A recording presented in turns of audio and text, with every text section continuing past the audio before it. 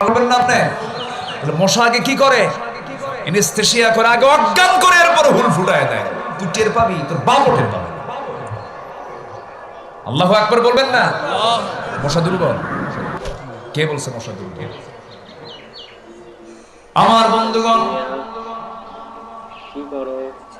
এই মশা আল্লাহ রাব্বুল আলামিন উদাহরণ দিয়েছেন। আল্লাহর কালামগুলো এই জন্য তেলাওয়াত করা দরকার। ইন্নাল্লাহা লা ইস্তাহি আন ইয়াদরিবা মাসালান মা বাউদাতান ফামা ফাওকাহা। আল্লাহ পাক লজ্জাবোধ করেন না এই সমস্ত প্রাণীর উদাহরণ দিতে, কারণ এর মধ্যে অবশ্যই শিক্ষা আছে না নাই? ইউযিল্লু বিহি কাসীরা ওয়া ইয়াহদি বিহি কাসীরা।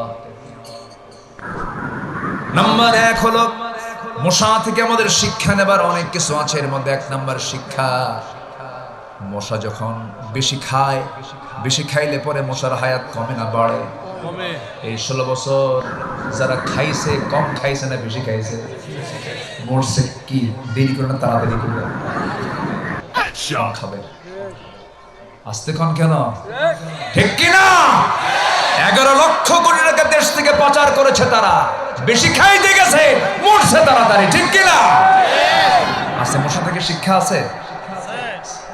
নাম্বার 2,